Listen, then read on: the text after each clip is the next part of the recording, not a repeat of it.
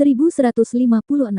Pantai berpasir putih, birunya air laut, semilir angin laut yang sepoi-sepoi, serta keindahan panas yang dilalui tentu saja membuat orang merasa rileks dan bahagia. Yevan punya perasaan konyol. Ini adalah sisi lain alam semesta, namun rasanya seperti berada di pantai indah bumi. Itu membuatnya ragu apakah itu nyata atau tidak. Namun, dia tidak peduli dengan hal ini sekarang. Masalah telah datang mengetuk pintunya. Kimeng berdiri di depannya. Dia mengenakan celana pendek, korset ketat, dan tubuh putih bersih. Rambutnya lembut dan berkilau, seperti cahaya bintang yang kental. Mata besarnya sangat lincah, dan dia mengertakkan gigi ke arahnya. Cantik, apakah aku memiliki pesona yang luar biasa? Apakah pantas bagi Anda untuk bersedia mengikuti saya sejauh ribuan mil? Kamu benar-benar menyanjungku, kata Yevan malas sambil berbaring di pantai.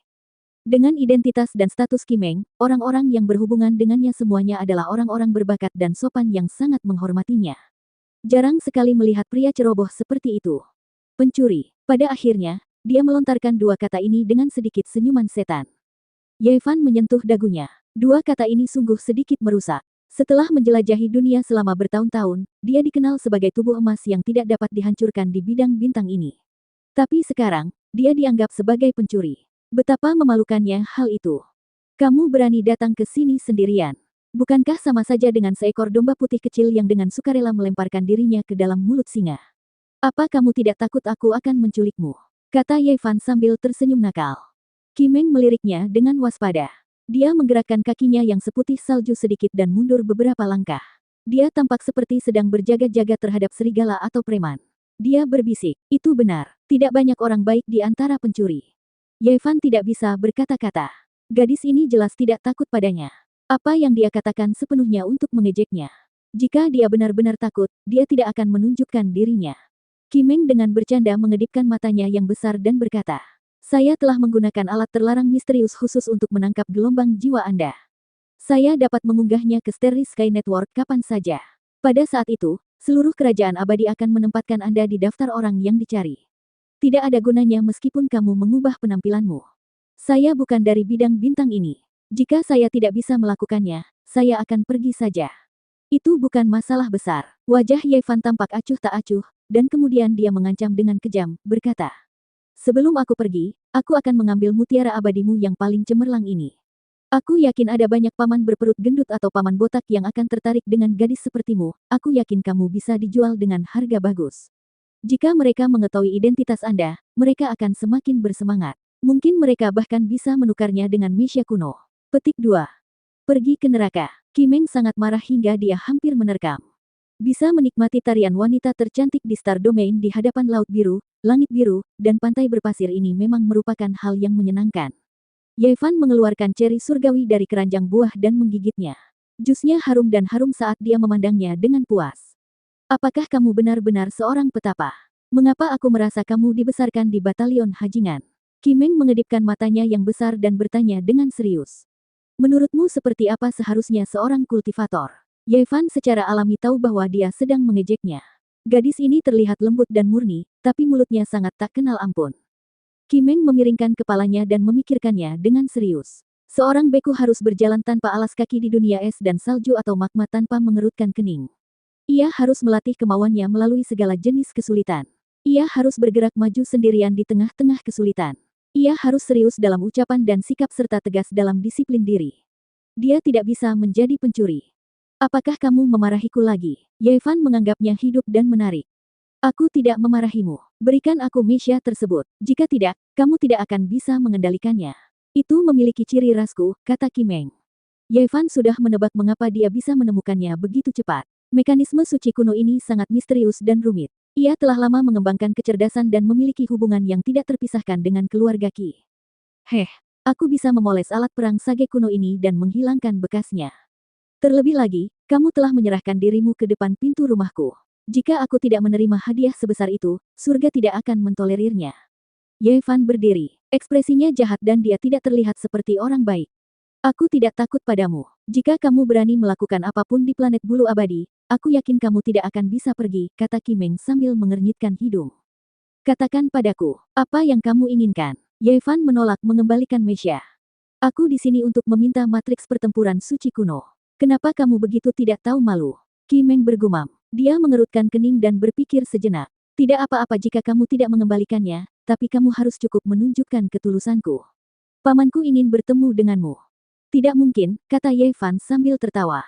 Kamu ingin aku bertemu orang tuamu secepat ini. Kamu terlalu tidak sabar. Kita belum lama saling kenal. Kimeng menatapnya dan mengayunkan tinjunya. Dia membuat gerakan memotong tenggorokan untuk memberinya peringatan. Pamanku mengundangmu dengan tulus. Tidak ada motif.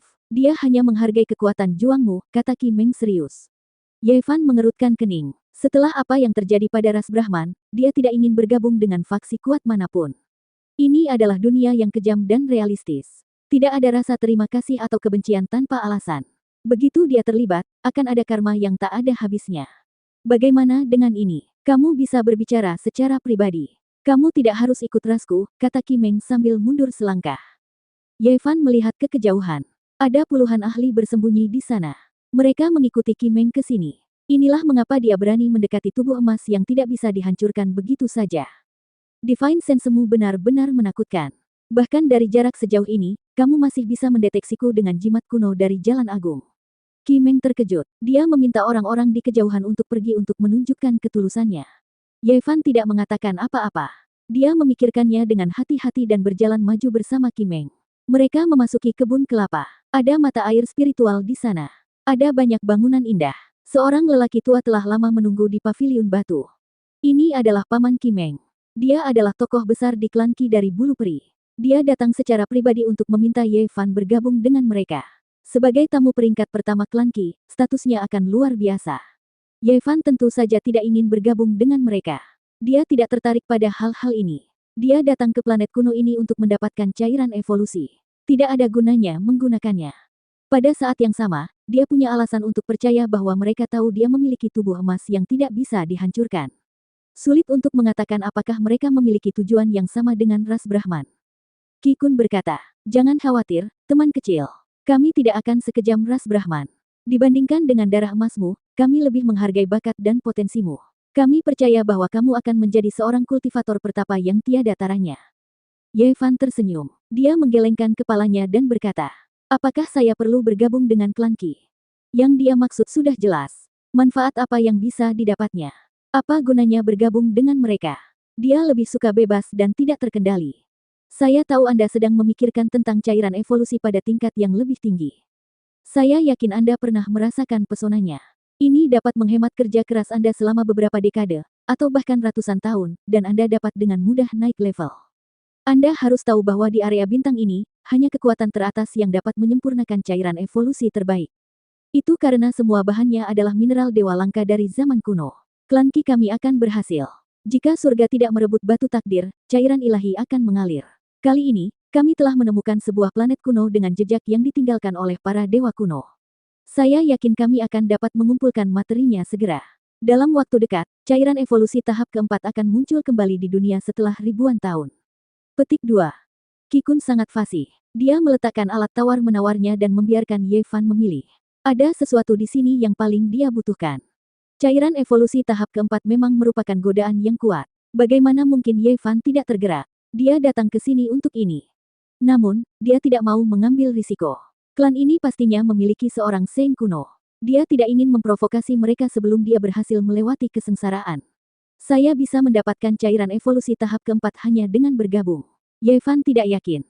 Tentu saja tidak. Bahan-bahan yang kami butuhkan ada di tempat asing. Akan sulit untuk menggalinya, jadi kami membutuhkan bantuan seorang petapa yang kuat sepertimu. Qi Kun tersenyum. Biarkan aku memikirkannya dulu. Ye Fan tidak mau bergabung.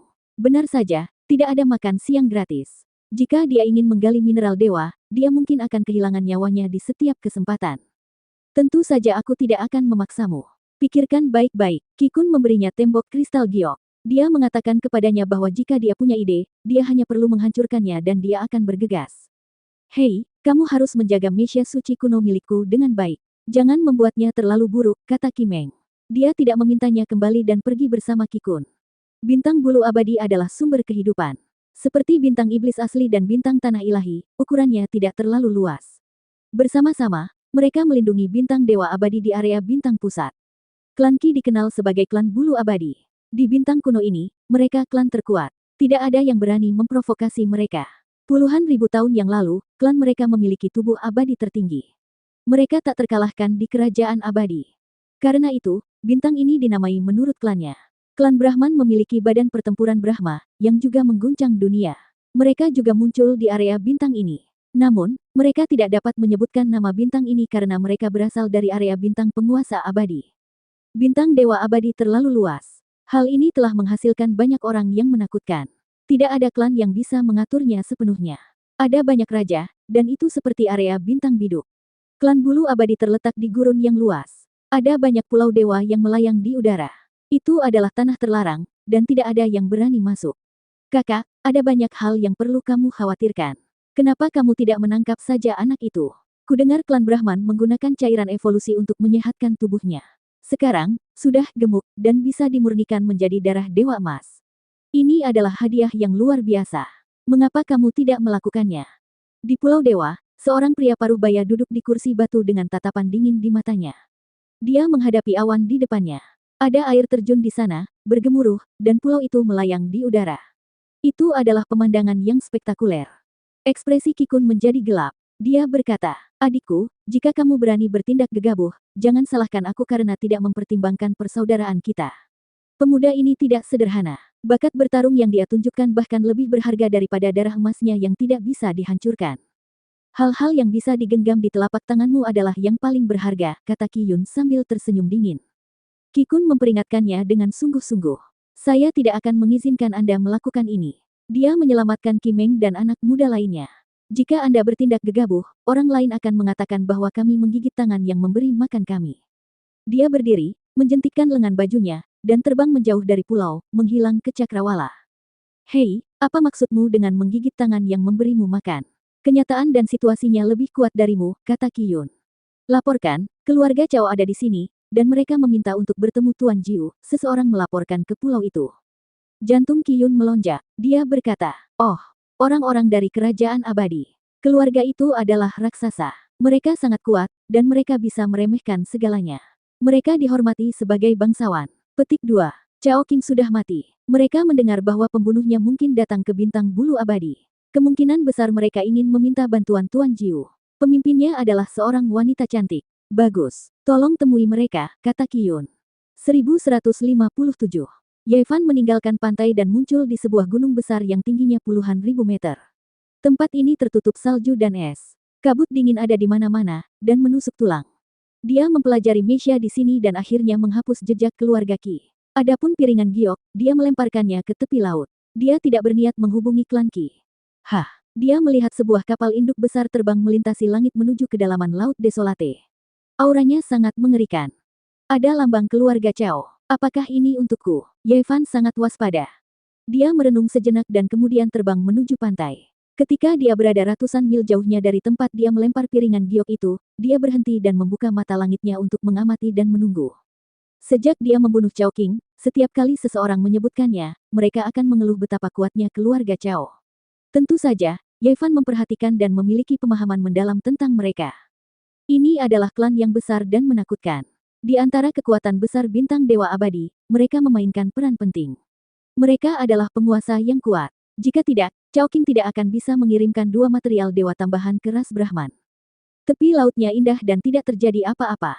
Yevan menunggu setengah hari dan tidak ada yang datang. Namun, dia tidak pergi. Sebaliknya, dia mengubur dinding kristal di tebing di tanah tak bertuan. Dia memasangnya berulang kali dan mengukir matriks penipu surga. Tentu saja, dia sengaja meninggalkan kekurangannya. Dinding kristal dapat menghindari pemindaian kapal induk, namun masih dapat mengirimkan gumpalan Qi yang memungkinkan orang lain menyimpulkan lokasinya. Kemudian, dia mulai menunggu dengan sabar.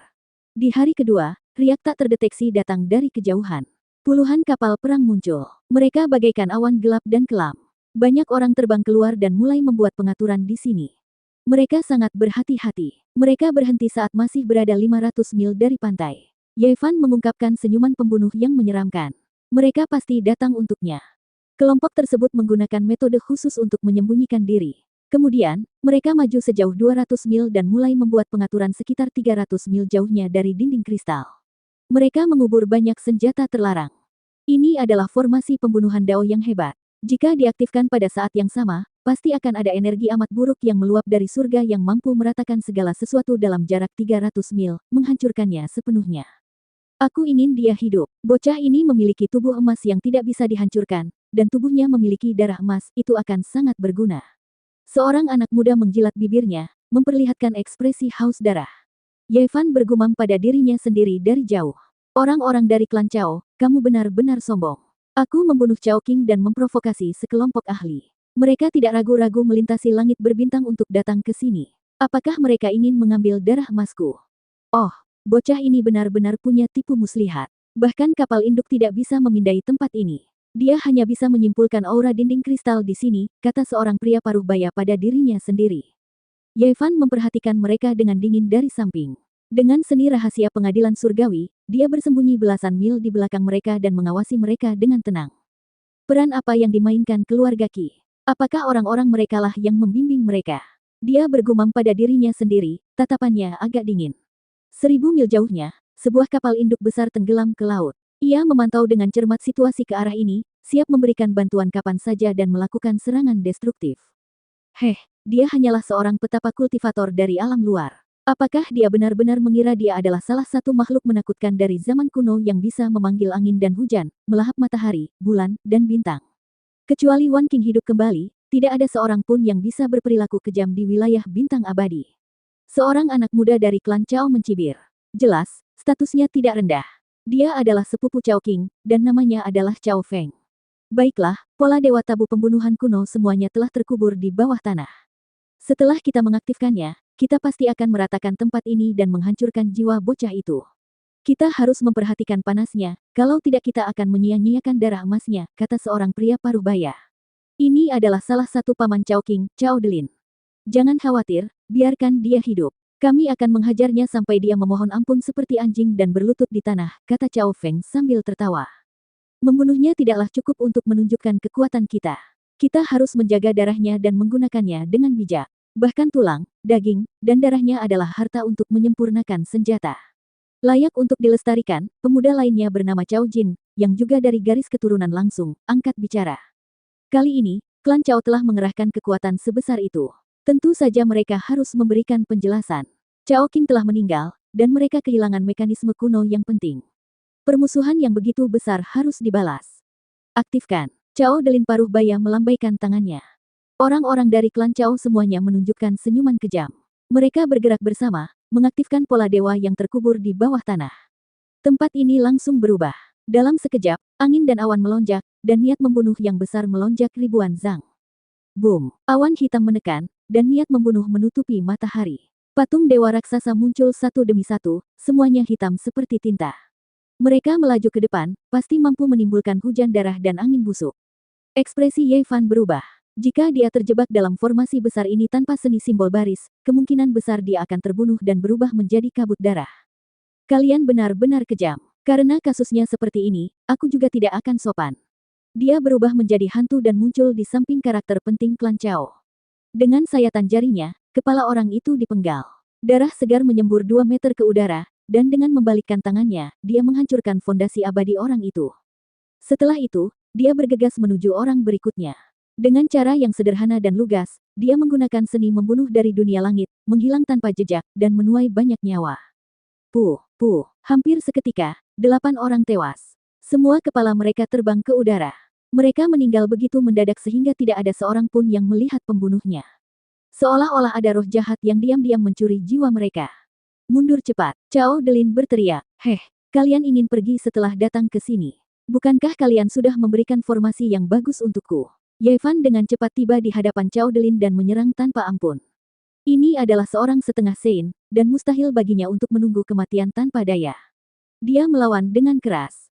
Namun, cahaya ilahi 5 warna melintas di belakang Yevan, menyapu dia.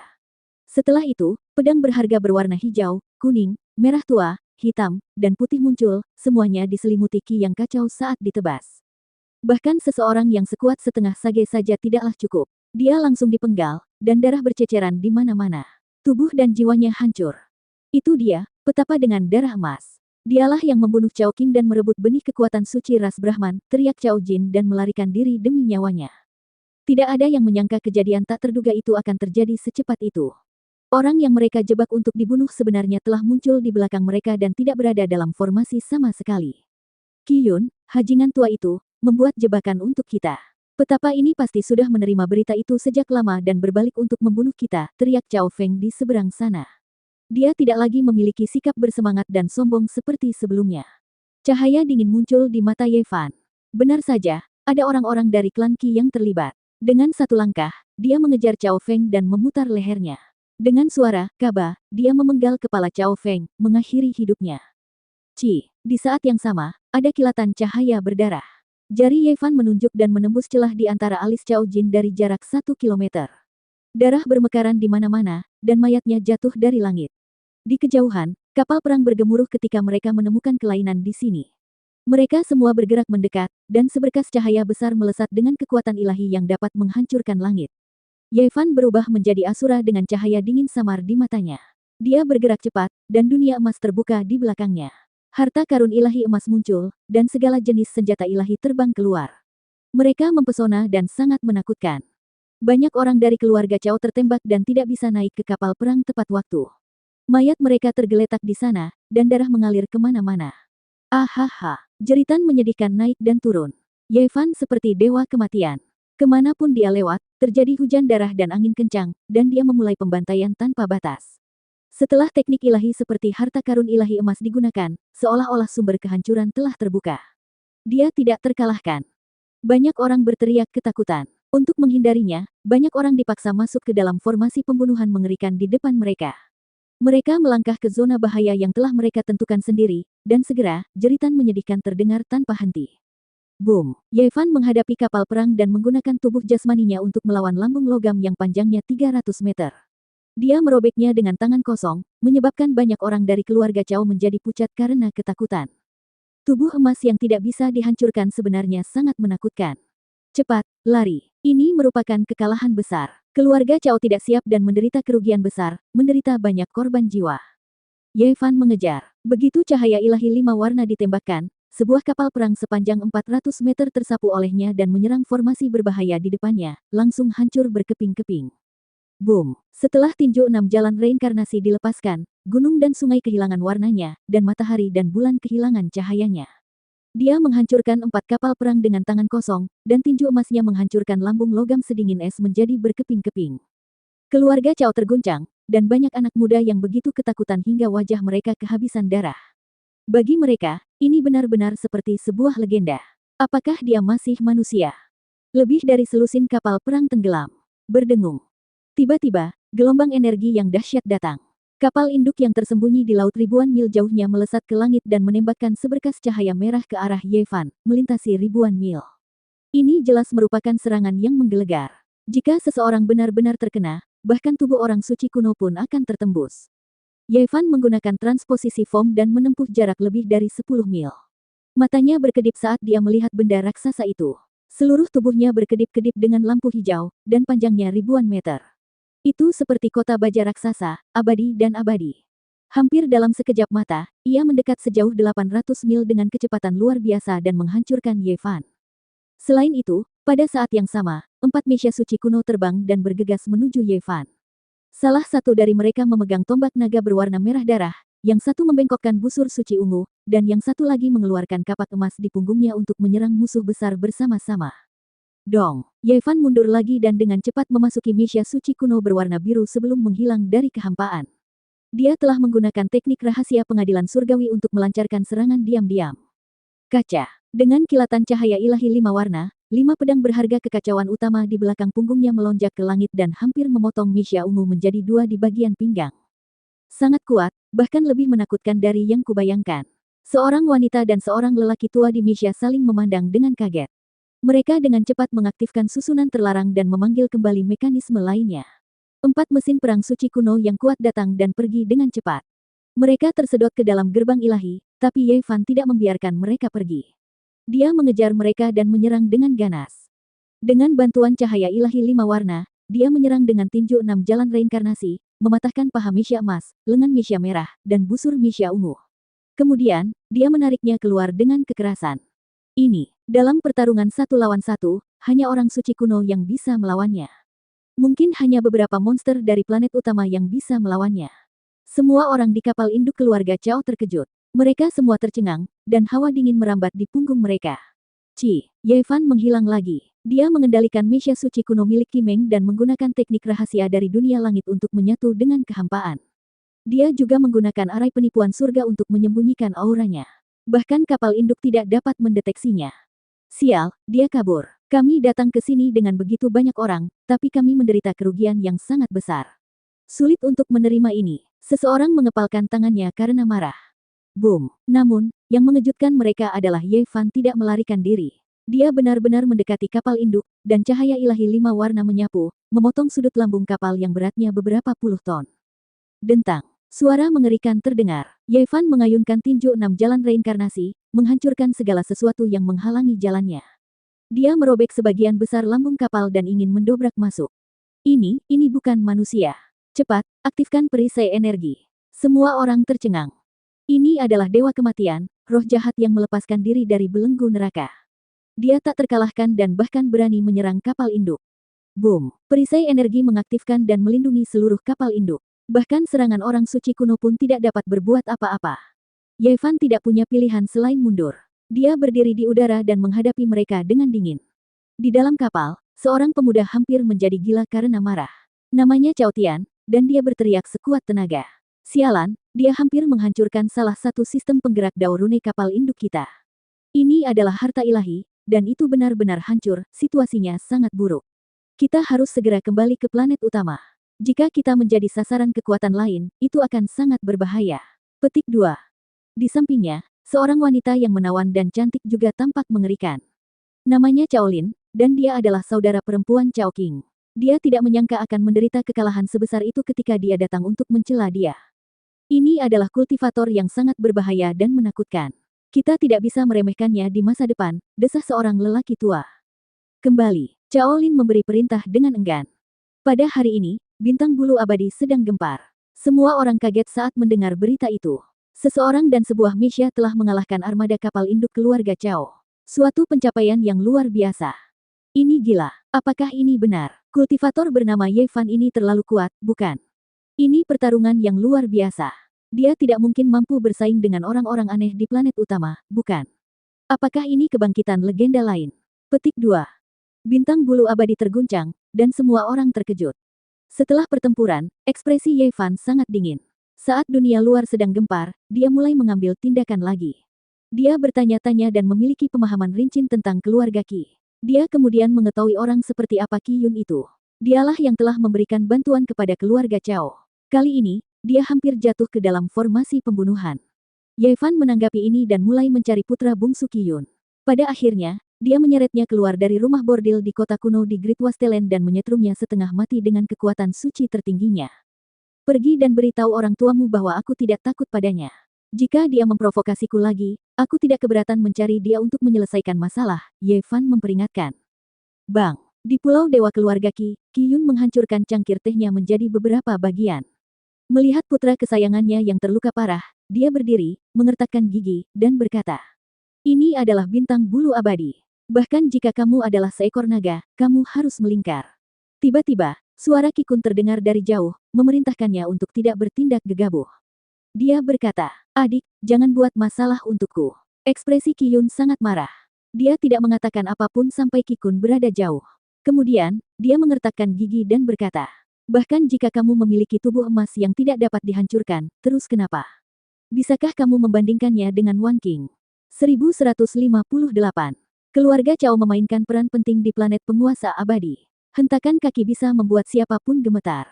Mereka adalah kekuatan yang sangat kuat. Mereka datang dengan armada kapal induk, tetapi mereka dikalahkan oleh satu orang dan satu mesia. Bintang bulu abadi sedang gempar. Semua orang membicarakannya. Tidak peduli bagaimana mereka mencoba mencari alasan, itu tampak terlalu melamun dan tidak nyata. Dikatakan bahwa dia adalah seorang pertapa dari kedalaman alam semesta. Saya tidak menyangka dia begitu kuat. Mungkinkah dia adalah janin ilahi lainnya setelah Wan Qing? Keluarga Chao tidak akan membiarkan ini begitu saja.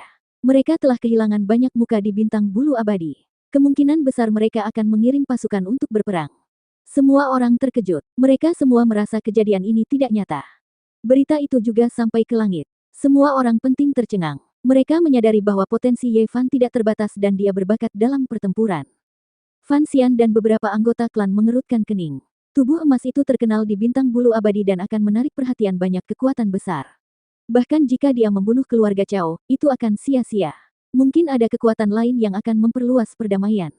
Saya pikir itu perlu untuk menebusnya. Fan Zhou berkata pada dirinya sendiri. Dia melihat anggota klannya. Tubuh emas sejati yang tidak bisa dipadamkan bukan beberapa generasi kemudian, tetapi generasi pertama. Tidak ada yang bisa memprediksi seberapa besar potensi yang dimilikinya. Bintang Dewa Abadi adalah bintang kuno yang sangat besar. Itu sangat luas dan memiliki populasi yang besar. Sejak zaman kuno, banyak orang dilahirkan di sana. Bahkan ada dewa-dewa kuno. Keluarga Cao mendominasi suatu wilayah. Hanya sedikit orang di wilayah timur yang bisa menandingi mereka. Sekarang, beberapa raksasa sedang marah. Di depan istana besar, banyak orang terdiam dan tidak berani berkata apa-apa. Ini adalah istana kuno yang telah ada selama ratusan ribu tahun. Benda itu melayang di langit. Itu adalah bangunan simbolis keluarga Cao. Dikelilingi oleh kapal luar angkasa, pulau-pulau, dan pegunungan. Seorang lelaki tua memecahkan meja berlian di istana dan berteriak. Tidak berguna. Anda telah mempermalukan keluarga Cao. Sebuah kapal induk dan armada besar dikalahkan oleh Dao Severing. Apa gunanya kamu? Petik 2. Orang-orang di bawah gemetar, tetapi tidak ada yang berani mengatakan apapun. Hasil ini terlalu memalukan. Tidak ada yang perlu dikatakan. Pikirkan cara untuk menghilangkan rasa malumu. Jangan biarkan keluarga Cao menjadi bahan tertawaan, kalau tidak aku akan memberi kalian semua makanan kepada para naga. Raksasa lainnya meraung dengan marah. Hari itu, angin kencang melanda keluarga Cao. Sekelompok orang pergi, ingin menyingkirkan Ye Fan. Semua jenis metode digunakan. Bintang bulu abadi menerima berita itu dengan sangat cepat. Orang-orang dari keluarga Cao sangat marah dan memutuskan untuk memasuki bintang bulu abadi secara massal. Mereka ingin menimbulkan masalah bagi Ye Fan. Berita itu menyebar dengan cepat. Selama beberapa hari terakhir, Ye Fan bersikap sangat rendah hati. Meskipun dia telah mengejutkan planet bulu abadi dengan pertarungannya, dia tidak berani menjadi sombong. Sebaliknya, ia bersembunyi dan mengunjungi berbagai peninggalan sejarah untuk menemukan apa yang ia butuhkan. Ini adalah situs bersejarah yang dikenal sebagai Evergreen Pond. Itu adalah kolam yang terbuat dari batu biru, dan ada beberapa paviliun batu di sampingnya yang memiliki jejak waktu. Gugusan bunga teratai tumbuh di kolam, tampak seperti batu giok. Mereka tumbuh subur, tidak layu dalam 20.000 tahun terakhir.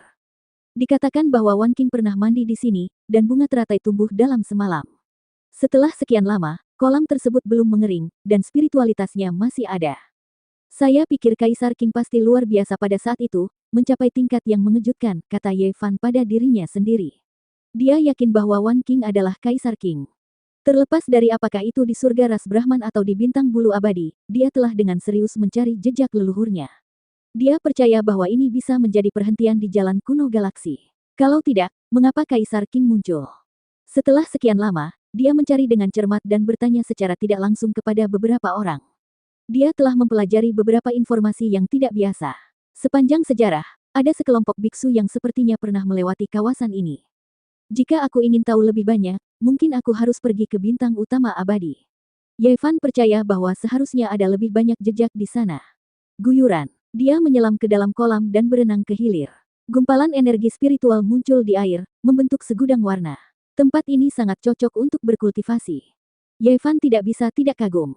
Kaisar Iblis kuno sungguh luar biasa. Mereka pasti belum menjadi kaisar 20.000 tahun yang lalu, tapi mereka bisa meninggalkan jejak abadi. Hei, tulisan tangan. Ye Fan terkejut. Di atas sebongkah batu hijau di dasar kolam, dia melihat sederet kata. Itu bukanlah kata-kata kuno, juga bukan kata-kata ilahi. Itu adalah kata-kata dari bumi. Tuan Pang ada di sini. Melihat kalimat ini, ekspresi Ye Fan menjadi aneh. Kemudian, jantungnya berdetak kencang, dan dia menunjukkan ekspresi ekstasi. Orang dengan selera buruk, nada suara seperti itu, tulisan tangan seperti itu, langsung menunjuk ke satu orang. Pang Bo. Dia benar-benar lewat sini. Ye Fan menekan kegembiraannya. Tanpa ragu, kalimat ini membenarkan dugaannya. Kaisar Qing lewat sini, dan Pang Bo lewat sini. Ini adalah perhentian di jalan kuno galaksi. Oh, aku harus lebih berhati-hati dan mencari jejaknya. Mungkin ada yang belum pergi, ucapnya dalam hati. Tidak ada harta karun di dasar kolam. Ye Fan bergegas keluar dari air dan melanjutkan ke peninggalan berikutnya, mengikuti legenda Wan Qing. Hei, keluarga Cao ada di sini. Mereka telah memberikan hadiah setinggi langit. Siapapun yang bisa memberikan petunjuk dan menangkap biksu itu akan diberi hadiah yang mahal. Berita ini menyebar seperti embusan angin, menggerakkan awan ke segala arah. Orang-orang di Bintang Xianyu sangat tertarik.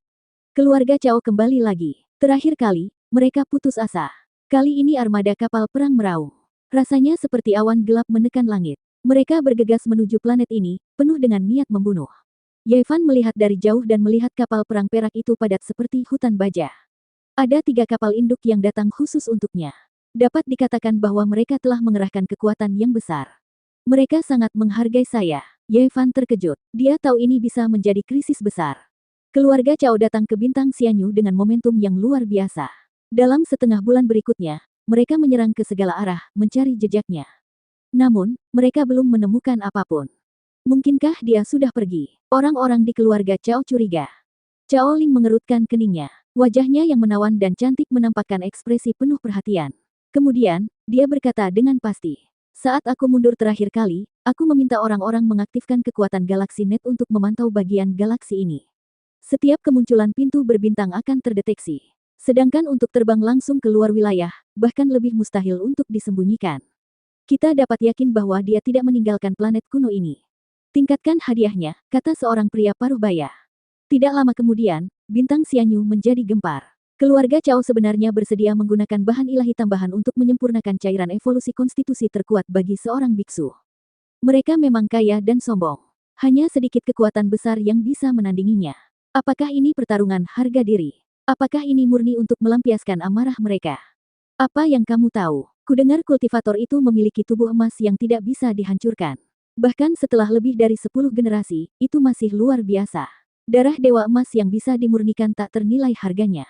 Dengan metode keluarga Cao yang maha tahu, itu pasti akan sangat berguna. Ini sangat berharga. Banyak orang yang berbisik-bisik, menyebabkan keributan besar. Baiklah, jika keluarga Cao bersedia membayar, saya bersedia membantu. Pergi dan kumpulkan hadiahnya. Di Pulau Dewa Keluarga Qi Yun tertawa dingin. Tak jauh dari situ, di hutan bambu yang tenang, putra kesayangannya sedang memulihkan diri. Lebih dari separuh tulangnya patah, dan vitalitasnya rusak parah. Hal ini membuatnya sangat marah dan kesal. Kamu adalah biksu luar, dan kamu berani berperilaku begitu kejam di Bintang Xianyu. Aku akan memastikan bahwa kamu akan menyesal dilahirkan. Qi Yun sangat marah. Dia memerintahkan orang-orang untuk pergi ke gudang Misha Suci kuno dan mengambil peta rahasia Jalan Agung. Dia mempelajarinya untuk waktu yang lama.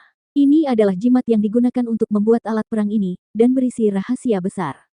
Mesya suci kuno klanku tidak mudah diambil. Sekarang, analisislah dengan cermat untukku. Aku ingin Mesya itu meledak bersama dengan alat perang ini. Sekelompok tetua mengubur diri di depan jimat itu dan mempelajarinya dengan cermat. Dari waktu ke waktu, jimat Jalan Agung akan muncul. Mereka melakukan segala macam eksperimen, bersiap untuk memecahkan peta suci kuno. Qimeng datang berkunjung dan berkata, Paman ke-9, apa yang kamu lakukan? Paman besar menyuruhku untuk memberitahumu agar tidak bertindak sembarangan. Yevan menyelamatkan hidup kami. Jika kamu bergerak sekarang, orang lain akan memandang rendah kami dan berkata bahwa kita menggigit tangan yang memberi kita makan. Keponakanku sayang, apa yang kamu pikirkan? Jangan khawatir, aku bukan orang seperti itu. Qi Yun tersenyum saat dia mengirim Qimeng pergi. Di surga, klan Brahma menerima kabar bahwa klan Cao telah bergerak. Fan Xian mengerutkan kening dan berkata, ini tidak baik. Jika dia ditangkap, bukankah tubuh emas yang tidak bisa dihancurkan akan melewati kita? Oh, kita bisa mencoba beberapa metode lain untuk menariknya. Apakah Anda masih ingat para kultivator pertapa yang muncul beberapa tahun yang lalu? Mengapa saya merasa mereka berasal dari tempat yang sama? Fan Tian berbicara dengan nada jahat. Rambut merah menyalanya berwarna merah tua yang mempesona. Benar, mungkin memang ada hubungannya. Jagoan besar klan Brahma, mata Fan Zhou berbinar dan dia berdiri. Di Bintang Xianyu, di Pulau Dewa Klan Qi Yun tertawa dingin. Matanya tampak menyeramkan saat dia menatap ke arah tertentu dan berkata, biarkan Mesya suci kuno meledak. Jika dia hancur berkeping-keping, kita akan pergi dan mengambil darah Dewa Emas. Jika kami gagal, kami juga dapat mengungkap keberadaannya dan menjualnya ke klan Cao untuk mengumpulkan hadiah mineral dewa. Petik 2. Tidak peduli apapun yang terjadi, dia tidak akan dirugikan. Kali ini, dia akan mendapatkan panen yang bagus. Sekelompok orang bergegas menuju gurun yang luas. Oh, dia seharusnya berada di kedalaman pegunungan. Bersiaplah untuk mengaktifkannya. Biarkan mesia perang suci kuno Kimeng hancur dan hancurkan apa yang disebut tubuh emas yang tidak dapat dihancurkan ini untukku. Ekspresi Qiyun menyeramkan. Dia tidak ragu untuk menghancurkan artefak ilahi untuk melukai Ye Fan dan menghancurkan tubuh fisiknya. Di kedalaman pegunungan, Ye Fan gelisah. Dia merasa ada sesuatu yang akan terjadi dan dia akan menghadapi bencana besar. Ini adalah perasaan naluriah bahwa tingkat kultivasi seseorang telah mencapai tingkat tertentu. Setelah naik ke Dao Severing tingkat ke-8, naluri ilahi semacam ini menjadi lebih luar biasa. Ada yang salah. Apa yang terjadi? Ye Fan menggunakan kesadaran ilahi yang kuat untuk memindai sekelilingnya. Kemudian, dia melihat ke dalam tubuh fisiknya yang semurni Rainbow Divine Glass. Dia memegang tripod tembaga hijau di tangannya untuk mencegah terjadinya kecelakaan. Ini, mesia suci kuno ini. Akhirnya, ekspresinya berubah. Pada saat-saat terakhir, artefak perang ilahi ini mengalami transformasi. Tiba-tiba menjadi menyilaukan dan hampir meledak. Pikiran Ye Fan terguncang. Dia dengan cepat memanggilnya dan dengan keras menekannya ke dalam tripod tembaga hijau, mengisolasinya dari dunia luar. Tripod tembaga hijau telah diwariskan selama puluhan ribu tahun. Meski rusak, itu bukanlah sesuatu yang bisa dihancurkan oleh kekuatan dunia fana. Itu bisa menekan senjata suci kuno. Cahaya birunya menyala-nyala, tapi tidak bisa meledakkan mesia ilahi. Ye Fan mengamati dengan cermat dan melihat ada sesuatu yang tidak beres. Dia mencibir dan menghapus jejak destruktif, menyelesaikan situasi berbahaya. Sangat berbahaya. Ini adalah artefak ilahi. Jika itu benar-benar hancur dan terbakar di tubuhku, aku pasti tidak akan mampu menanggungnya. Bahkan jika aku tidak mati, aku akan tetap lumpuh. Betapa kejamnya. Ye Fan masih memiliki ketakutan. Kehidupan bocah ini sungguh sulit. Mesia suci kuno sebenarnya tidak meledak. Metode apa yang dia gunakan untuk menanggungnya? Di kejauhan, Qiyun bingung dan memasang ekspresi muram. Kemudian, dia tersenyum sinis dan segera menghubungi keluarga Chao, memberitahu mereka bahwa Ye Fan ada di sini. Kepemimpinan keluarga Chao sangat cepat. Itu muncul dalam waktu singkat dan menutup seluruh pegunungan. Semua senjata terkuat terkonsentrasi di depan. 1159. Kedalaman pegunungan benar-benar damai. Semua jenis binatang buas yang kuat dan naga biadab tertidur, merasakan semacam tekanan dan bahaya. Kadang-kadang, burung-burung aneh berteriak dan lari ke kejauhan. Dedaunan di pepohonan beterbangan, berkibar tidak teratur. Ada gelombang energi yang keras, seolah-olah akhir musim gugur dan musim dingin telah tiba, menyapu tempat ini.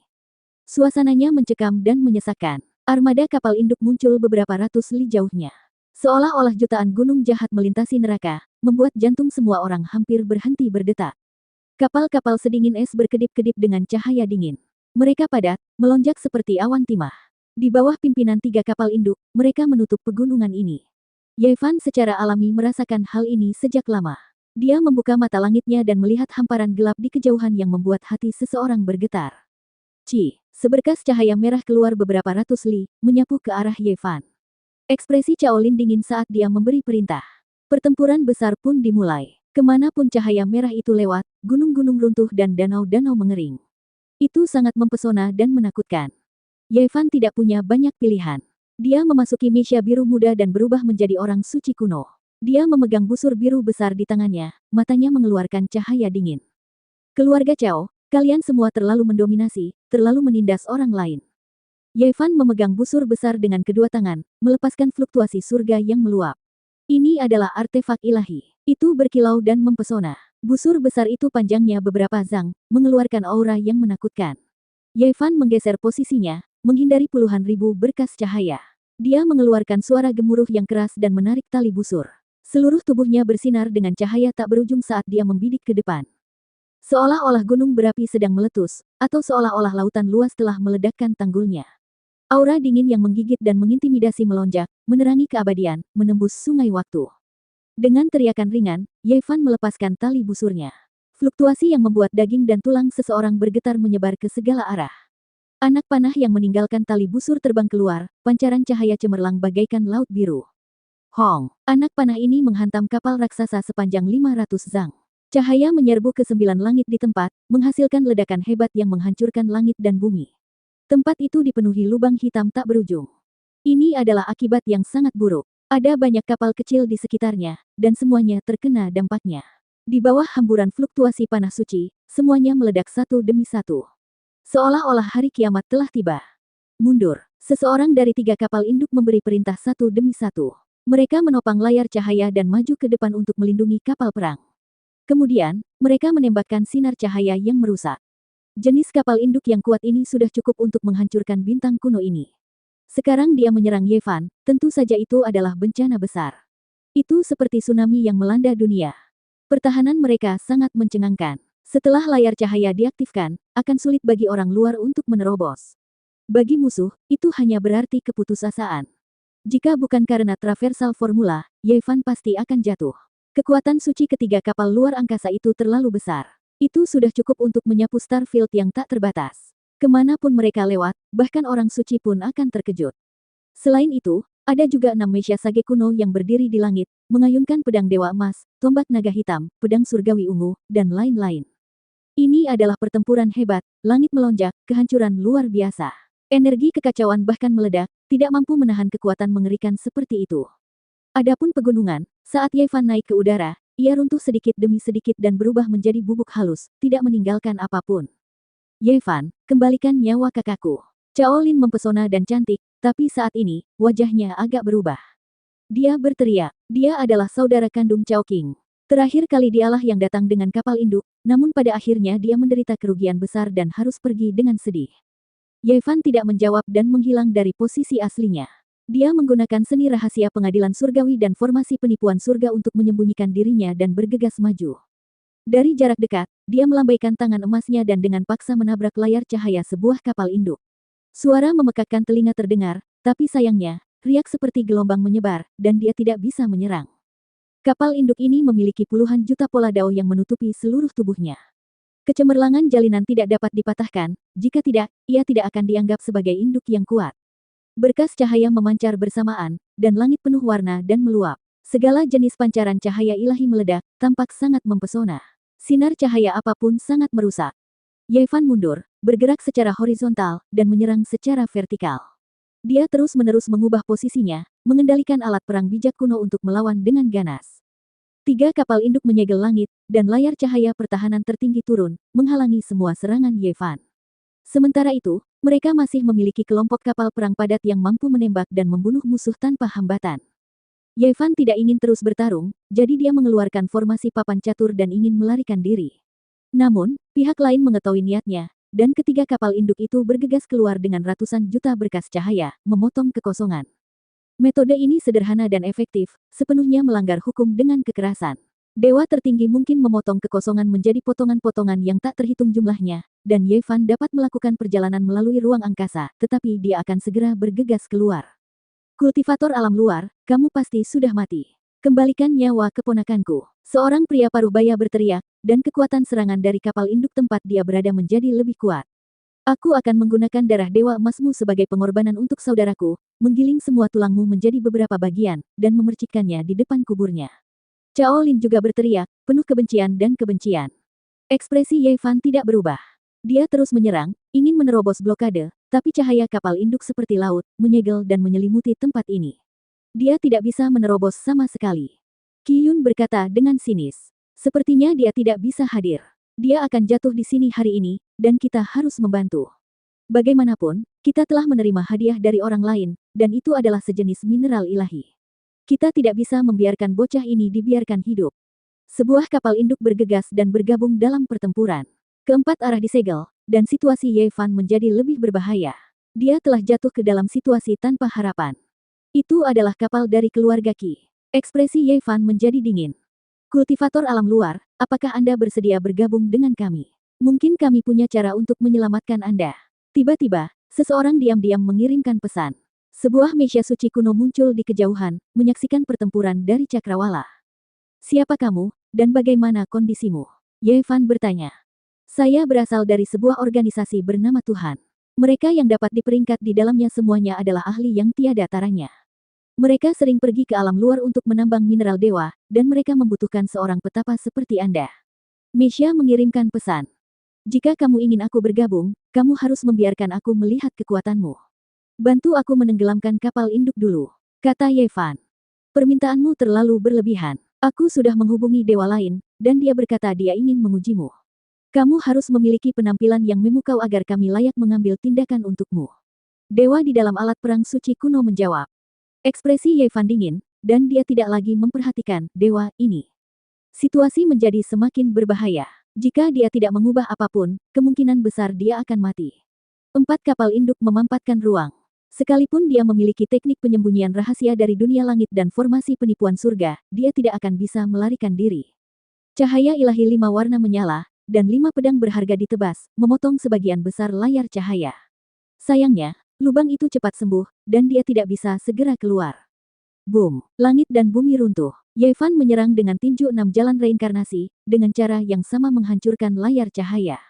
Dia bergegas maju beberapa kilometer, namun pada akhirnya, dia tersapu kembali oleh layar cahaya yang muncul lagi. Penampilanmu luar biasa, dan kamu memenuhi syarat untuk bergabung dengan Tuhan. Namun, kami tetap ingin melihat potensimu. Jika cukup memukau, kamu akan menjadi anggota inti kami. Dewa mengirimkan pesan. Menghadapi 4 armada kapal induk saja sudah seperti legenda bagi Dao Severing manapun. Itu bahkan bisa disebut keajaiban, itulah sebabnya organisasi misterius ini mengenalinya. Yevan mencibir dalam hatinya. Tidak peduli apapun yang terjadi, dia harus mengandalkan dirinya sendiri. Pihak lain masih tidak membantunya. Apakah mereka ingin melihat kartu asnya? Ini jelas tidak bisa diandalkan. Buka untukku. Yevan mengedarkan formula angkatan darat dengan seluruh kekuatannya, memperlakukan 1 kapal induk, armada padat di belakangnya, dan layar cahaya yang menyala-nyala sebagai satu kesatuan. Dia melakukan semua yang dia bisa untuk mengendalikannya, ingin memindahkannya. Boom! Langit bergetar, armada kapal induk bergetar, dan layar cahaya yang tidak bisa ditembus bergelombang. Semua orang tercengang. Seberapa besar dan menakutkan kekuatan ini? Untuk mengendalikan armada kapal induk yang tak tertandingi dari jarak yang sangat jauh, itu sebanding dengan memindahkan bintang kehidupan kuno. Itu karena ada jejak tertinggi dari Grid Dao di sini, dan setiap helai dapat mengunci alam semesta. Siapa yang bisa memindahkannya? Ini adalah raksasa yang bisa memusnahkan bintang. Yevan yang melakukannya. Dewa di kejauhan terkejut, dan dia berkata pada dirinya sendiri. Mungkinkah dia benar-benar berpotensi menjadi anggota inti? Adapun Chaolin, Qiyun, dan yang lainnya, mereka semua terkejut dan benar-benar tercengang. Ini benar-benar orang yang mampu menarik bintang dan bulan, dan auranya tak tertandingi. Apakah dia manusia? Bagaimana cara kultivator pertapa ini berkultivasi? Benar-benar mengejutkan. Banyak orang yang lidahnya keluh, dan mereka hampir tercengang saat menyaksikan adegan ini. Boom! Darah merembes keluar dari mulut Yevan. Apa yang dia lakukan sekarang sangatlah sulit. Bahkan seseorang sekuat dia tidak bisa menentang surga dalam waktu lama. Kekosongan itu jelas terkunci, dan layar cahaya mengisolasi segalanya, tapi itu dipindahkan secara paksa olehnya. Beberapa kapal perang kehilangan keseimbangan dan bertabrakan satu demi satu. Mereka memancarkan cahaya cemerlang dan terus-menerus dihancurkan. Boom! Yevan membuang kapal induknya dan bergegas keluar dari blokade. Dia memuntahkan seteguk darah emas saat dia keluar dari formasi pembunuhan luar biasa yang dibentuk oleh 4 kapal induk. Terlalu kuat, dia bahkan bisa kabur seperti ini. Tak terbayangkan. Banyak negara besar menyaksikan pertempuran tersebut dan sangat terkejut dengan pemandangan ini. Siapa orang itu tadi? Sepertinya itu adalah organisasi mengerikan di bintang penguasa abadi. Tuhan, mungkinkah petapa ini telah menarik perhatian Tuhan? Yevan telah berhasil keluar dari 4 armada kapal induk. Bagi banyak orang, ini hanyalah sebuah keajaiban. Jangan biarkan dia pergi. Orang ini menakutkan dan memiliki potensi yang tidak terbatas. Jika dia lolos, akan ada bencana yang tak berkesudahan di masa depan. Qiyun meraung. Untuk pertama kalinya, dia merasa takut. Orang-orang keluarga Cao bahkan tidak mengejarnya, tapi dia sudah memimpin kapal induk untuk mengejarnya. Dia bahkan lebih aktif daripada mereka yang berada di bintang dewa abadi karena dia benar-benar takut. Benar, bunuh dia. Kita tidak bisa melepaskannya. Cao Lin juga berteriak. Ketiga kapal induk mengejarnya. Tapi bagaimanapun juga, mereka tidak bisa mengejar ketinggalan. Yevan lolos dari bahaya dan bergegas melewati gerbang alam. Petapa ini sangat kuat dan memiliki kualifikasi untuk bergabung dengan Tuhan. Kedua dewa dari bintang dewa abadi saling memandang dan membuat keputusan ini. Meskipun Yevan telah memuntahkan darah emas, fisiknya sangat mencengangkan. Dia pulih dalam sekejap dan vitalitasnya tidak rusak. Malam itu, dia memasuki keluarga Qi sendirian dan menggunakan seni rahasia dan formasi penipuan surga untuk menyembunyikan auranya. Seperti hantu, dia naik ke pulau dewa yang melayang di udara. Ada berbagai macam tanda dan tanda ilahi di sini yang dapat bertahan melawan orang-orang suci kuno. Dia menggunakan travel formula dan masuk dengan aman tanpa mengeluarkan suara. Tidak ada alarm. Orang ini sangat kuat. Dia pasti eksistensi yang tak tertandingi di antara para pertapa. Di masa depan, pencapaiannya kemungkinan besar akan menyamai para dewa kuno. Kita harus menemukannya. Jika kita tidak menyingkirkannya, saya tidak akan bisa makan atau tidur dengan tenang. Petik 2. Di pulau itu, ekspresi Qiyun jelek. Kali ini, dia membiarkan Ye Fan melarikan diri. Dia khawatir. Dia secara pribadi telah melihat betapa menakutkannya pihak lain, dan lapisan kabut muncul di hatinya. Dia telah mengumpulkan sekelompok bawahan yang kuat dan sedang mendiskusikan cara menemukan Ye Fan. Dia bertekad untuk membunuhnya. Tidak perlu mencarinya. Aku akan datang sendiri. Ye Fan berdiri dengan ekspresi dingin. Dia berjalan selangkah demi selangkah seperti dewa. Kamu, Qiyun terkejut. Dia tidak berpikir dia akan begitu berani menerobos ke dalam area terlarang klan Qi. Kita harus tahu bahwa tempat ini bisa bertahan melawan orang-orang suci kuno. Segera, seseorang bergegas ke langit, ingin mengumpulkan orang dan mengirimkan peringatan. Mereka ingin menggunakan kekuatan klan Qi Bulu Abadi untuk membunuh Ye Fan. Tidak seorang pun dari kalian bisa pergi. Ye Fan berjalan beberapa ratus zang jauhnya dan mencegat mereka di langit. Dengan suara puh, dia memenggal kepala dua orang yang terbang ke langit. Mereka berlumuran darah saat dia melemparkannya ke tanah. Orang-orang yang tersisa diam karena takut. Mereka semua ngeri dan merasakan hawa dingin dari ujung kepala sampai ujung kaki. Aku mengunjungimu malam ini. Besok, aku akan pergi dan menenggelamkan kapal induk klan Chao. Ye Fan seperti dewa iblis saat dia maju selangkah demi selangkah. Kata-katanya dingin. 1160. Bulan yang cerah menyapu langit berbintang, dan cahaya ilahi putih bersih memancar ke segala arah. Ye Fan sedang berjalan seperti dewa kematian. Tidak ada seorang pun di luar yang tahu bahwa dia telah tiba di Pulau Dewa Keluarga Qi. Dua kepala berlumuran darah dilempar ke tanah olehnya, mengejutkan sekelompok orang. Kulit kepala mereka menjadi dingin, dan tidak ada yang berani bertindak gegabah. Kultivator dari dunia luar, apa yang kamu lakukan? Ini adalah klan Qi Bulu Abadi, jangan berani bertindak sembarangan, seseorang berteriak keras. Hubungannya dengan Qiyun tidak dangkal. Apa yang saya lakukan? Anda sudah tahu jawabannya. Ye Fan menginjak cahaya bulan, dan dengan satu langkah, dia tiba dalam sekejap mata. Dia meninjunya hingga berkeping-keping, dan darah berceceran di mana-mana. Dia datang untuk membunuh. Dia ingin mencari masalah dengan Qiyun dan menyingkirkannya. Tidak banyak yang bisa dikatakan.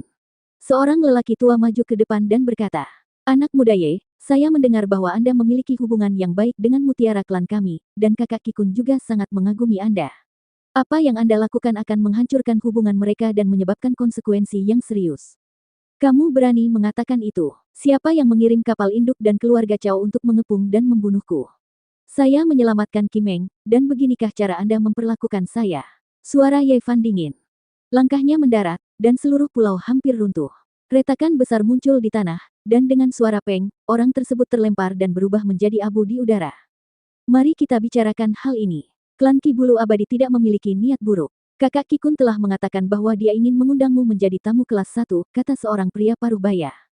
Tapi kenyataannya, kamu ingin membunuhku. Ye Fan menatap semua orang. Pria paruh baya itu melanjutkan. Ini, singkatnya, klan Qi Bulu Abadi bersedia berhubungan baik denganmu. Beberapa hal tidak menyenangkan mungkin terjadi hari ini, tapi itu hanya tindakan individu. Kita bisa membicarakannya. Jika kita membicarakannya, aku tidak akan datang ke Pulau Suci ini. Aku akan pergi menemui Kikun secara langsung. Apakah ada orang di pulau ini yang ingin aku kunjungi? Ye Fan mengejek. Ini adalah markas Qiyun, dan pasukan yang dia kumpulkan memiliki pemikiran yang sama dengannya. Mereka semua menaiki kapal perang untuk membunuh Ye Fan, jadi tidak ada yang perlu dibicarakan. Tuan Qi memang impulsif hari ini, tapi untungnya, dia tidak melakukan kesalahan besar. Harap tenang, adik. Kami bersedia memberikan kompensasi kepada Anda. Pria paruh baya itu adalah menantu keponakan Qiyun. Ye Fan dengan dingin meliriknya dan tidak lagi berbicara dengannya. Sebaliknya, dia menatap Qiyun dan berkata, "Pencuri tua, berapa lama kamu akan bersembunyi? Apakah kamu pikir kamu bisa lolos dari bencana ini?" Pembuluh darah Qiyun berdenyut-denyut. Baru saja, keponakannya, menantu laki-lakinya, dan yang lainnya telah membungkuk padanya, tapi itu sama sekali tidak berguna. Pihak lain bersikap sombong, membuat ekspresinya tidak sedap dipandang. Dari awal hingga akhir, dia tidak merasakan apapun. Meskipun dia takut, dia tidak mau merendahkan dirinya untuk memohon belas kasihan. Dengan wajah muram, diam-diam dia mengirimkan pesan kepada seseorang untuk meminta bala bantuan. "Kenapa kamu tidak mengatakan apa-apa?" Ye Fan meliriknya sekilas. "Pakar dari luar wilayah ini, jangan melangkah terlalu jauh. Kami mengakui kesalahan kami dan bersedia membayar harga sebagai kompensasi kepada Anda. Apakah Anda ingin kami berlutut dan memohon belas kasihan?" Kata seorang pejuang yang pemarah. Senyuman dingin terlihat di sudut mulut Ye Fan. Dia menyerang dengan tinju, dan orang ini langsung berubah menjadi kabut berdarah. Tubuh dan jiwanya hancur. Kekuasaan dan kesombonganmu sudah menjadi kebiasaan. Bahkan dalam situasi seperti ini, kamu masih tidak bisa bersikap sombong. Mereka yang tidak tahu bahkan mungkin berpikir bahwa akulah yang memohon belas kasihan. Siapa sebenarnya yang berada di talenan sekarang? Ekspresi banyak orang berubah. Pemuda di seberang sana sangat kejam.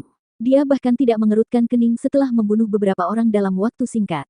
Sekarang, tidak ada yang berani berbicara sembarangan dan tutup mulut. Kali ini, orang tua ini salah. Apa yang kamu inginkan? Klan Kiku bisa memberimu beberapa biji dewa sebagai kompensasinya. Qi Yun berbicara. Ekspresinya acuh tak acuh tanpa ekspresi apapun. Itu tidak perlu. Hidupmu sudah cukup, kata Ye Fan. Beberapa orang yang berdiri di belakang Qi Yun semuanya menunjukkan ekspresi marah dan kilatan cahaya yang tidak menyenangkan muncul ke segala arah. Hong, mereka telah bersiap sejak lama dan mengaktifkan formasi kuno. Pada saat yang sama, sekelompok senjata api yang menakutkan memancarkan cahaya yang menyala-nyala dan bergerak maju untuk melancarkan serangan mematikan. Semuanya, ayo kita bunuh dia bersama-sama. Beritanya sudah tersiar, dan aku yakin akan ada pasukan besar yang datang untuk membantu sebentar lagi. Bahkan para suci leluhur pun akan terkejut, orang-orang ini berteriak keras. Pada saat yang sama, Qi Yun memasuki Mesia suci kuno dan melarikan diri ke kejauhan dengan kecepatan kilat.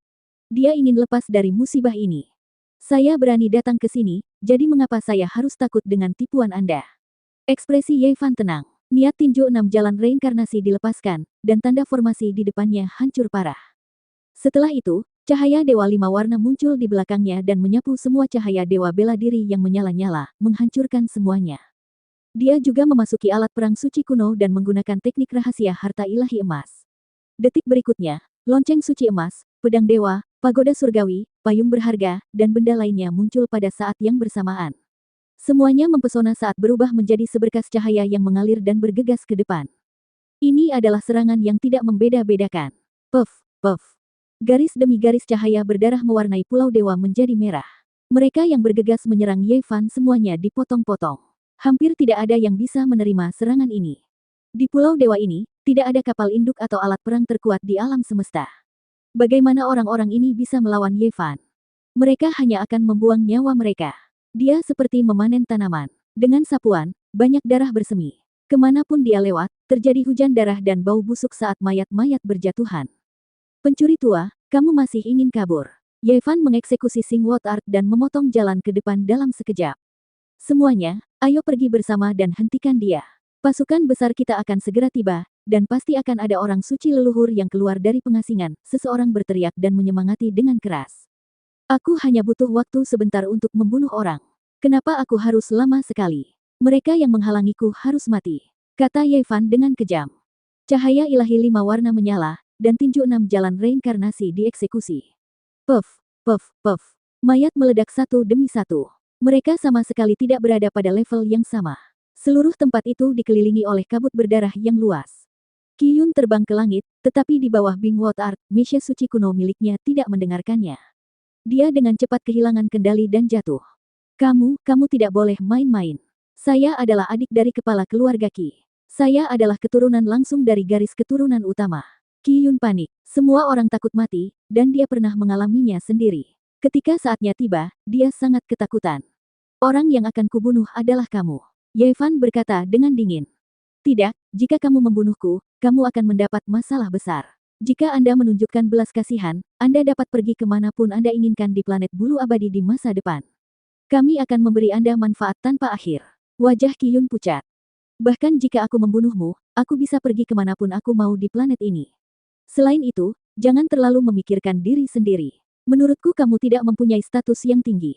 Kamu hanyalah tikus yang menyebalkan. Jika aku membunuhmu, biarlah. Ye Fan berkata dengan dingin. Aku akan melawanmu sampai mati. Wajah Qi Yun pucat. Dia ingin bertarung sampai mati dan meledakkan Mesia suci kuno. Kaca. Ye Fan sudah mulai bergerak. Itu bersih dan rapi. Cahaya ilahi 5 warna melintas di belakangnya, dan dia memotong Mesia suci kuno menjadi 2. Percikan terbang kemana-mana. Lalu, dia menambahkan pukulan. Tiba-tiba, inti Mesia berubah menjadi bola cahaya dan berubah menjadi bubuk. Bang! Ye Fan menarik Qi Yun keluar dan berkata, saya telah membunuh orang yang 100 kali lebih kuat dari Anda. Orang tua, beraninya Anda memprovokasi saya. Tidak, teriak Qi Yun. Dia lumpuh total. Dia tidak bisa tidak memohon belas kasihan. Hah, darah muncrat 2 hingga 3 meter ke udara. Yevan menghancurkannya dengan satu tangan, berbalik, dan pergi tanpa menoleh ke belakang, menghilang ke cakrawala. Cahaya bulan yang dingin menyinari. Pulau ilahi berantakan. Mayat ada di mana-mana. Orang-orang Qiyun telah meninggal, dan banyak korban jiwa. Ini ditakdirkan untuk menjadi malam yang gelisah. Keluarga Qi di Xianyu berada dalam kekacauan. Lokasi Pulau Ilahi agak terpencil. Pulau itu dikelilingi oleh rune yang dibuat Yevan untuk mengisolasi ruang. Namun, apa yang terjadi segera diketahui. Ini adalah perubahan drastis. Kapal perang meraung, dan peralatan perang Mesya suci kuno muncul. Tempat itu terkunci, dan langit dipenuhi kebisingan. Tidak akan lama lagi berita tentang apa yang terjadi di sini menyebar ke seluruh Xianyu Star. Keluarga Cao akan diberitahu. Sekaranglah waktunya untuk menyelinap masuk dan membunuh mereka, kata Yevan pada dirinya sendiri. Ini adalah pegunungan primitif. Udara yang menguntungkan meningkat. Tempat ini adalah markas keluarga Cao. Itu berada di lokasi yang sangat bagus. Dikatakan bahwa ini adalah tempat latihan Sage Agung kuno. 3 kapal induk diparkir di 3 arah berbeda di tempat latihan besar. Udara ilahi memenuhi udara, dan ada kapal perang kecil yang diparkir di puncak setiap gunung. Tempat yang bagus. Yevan tidak bisa menahan diri untuk tidak berseru. Ini adalah tempat dengan naga dan roh yang menjulang tinggi. Udara keberuntungan melimpah, dan cahaya ilahi terlihat samar-samar. Itu adalah tempat yang langka untuk berkultivasi. Semakin dia melihat, semakin cerah matanya. Dia harus mengakui bahwa keluarga Cao punya banyak trik. Untuk bisa merebut tempat latihan kuno ini, mereka pasti menghabiskan banyak tenaga. Sein kuno biasa tidak beruntung untuk masuk. Ini pastinya adalah tempat di mana Sage Agung kuno tinggal. Sekarang, masih ada berbagai rune yang berkedip, dan belum semuanya hancur. Tempat ini mudah untuk dipertahankan, namun sulit untuk diserang. Bahkan Sein kuno pun harus mengerutkan kening jika mereka datang. Akan sulit untuk menyerang. Jika mereka tidak berhati-hati dan memicu pembatasan, mereka bisa dibunuh. Yevan memasuki kapal luar angkasa dan bisa menggunakan kekuatan Sage. Namun, dia tidak terburu-buru masuk. Sebaliknya, dia tertawa dingin. Tempat yang bagus. Ada ribuan pembuluh darah naga biasa, dan yang paling penting adalah ada 2 pembuluh darah naga utama yang jarang terlihat saling terkait. Mereka masih hidup. Yevan awalnya berpikir tentang cara menerobos masuk, tetapi setelah melihat medan seperti ini, sudut mulutnya hampir bergerak-gerak. Ini adalah medan paling ideal untuk menyiapkan formasi surga Yin Yang. Dia benar-benar curiga leluhur Yuan Tian pernah ke sini sebelumnya. Itulah sebabnya dia menciptakan teknik kuno yang mutlak yang bisa berkembang menjadi kesengsaraan pembunuhan yang hebat. Sekarang, dia hampir bisa dikatakan sebagai Master Yuan Tao. Dia hanya berjarak sehelai rambut. Pemahaman dan pemahamannya tentang seni agung tidak ada bandingannya di dunia, dan tidak ada yang bisa menandinginya. Yevan mulai sibuk. Dia dengan cepat mengatur formasi di pinggiran pegunungan. Dia ingin membunuh tanpa meninggalkan jejak dan membuat keluarga Cao menanggung akibatnya. Pembuluh darah naga semacam ini sangat langka. Bahkan puluhan atau ratusan bintang kuno mungkin tidak memiliki benda seindah itu, tapi sebenarnya saya menemukannya di sini. Segala jenis rune terbang keluar. Tentu saja, premisnya adalah dia menggunakan formasi penipuan surga sebagai kedok. Jika tidak, dia akan dipindai segera setelah dia bergerak. Yevan menemukan bahwa setelah datang ke wilayah bintang abadi, dia paling sering menggunakan formasi semacam ini. Kalau tidak, akan sulit untuk bergerak 1 inci pun, dan dia akan ditemukan dengan sangat cepat. Di kedalaman pegunungan, Qi yang kacau membentuk pita dan mengelilingi area penting ini. Ketiga kapal luar angkasa itu panjangnya ribuan meter dan memiliki kilau yang dingin. Di salah satu kapal luar angkasa, ekspresi Cao Lin muram, agak merusak kecantikannya. Matanya penuh kebencian saat dia berkata. Dia benar-benar beruntung bisa lolos dari pengepungan 4 pesawat luar angkasa. Saya tidak sabar untuk menangkap dan membunuhnya. Kita harus memikirkan cara. Petapa ini sangat kuat dan memiliki metode melarikan diri yang luar biasa. Jika dia tidak berinisiatif untuk muncul, akan sangat sulit menemukannya. Seorang lelaki tua mengerutkan kening. Kita harus menangkapnya bagaimanapun caranya. Bukankah Qiyun sudah bergerak? Kita harus menyeret seluruh keluarga Qi bersama kita dan meminjam kekuatan besar mereka untuk membunuh anjing kecil ini. Cao Lin hampir gila saat dia berteriak sekuat tenaga. Mereka tidak tahu bahwa Yevan telah tiba dan mengambil inisiatif untuk mengambil tindakan. Tak lama kemudian, Yevan mengukir tanda misterius di urat bumi dan di puncak batu. Selama diaktifkan, mereka akan langsung menyebabkan 10.000 naga mengaum dan pembuluh darah dewa mendidih. Oh, cukup. Mari kita nikmati kembang api dan hujan meteor, katanya lirih.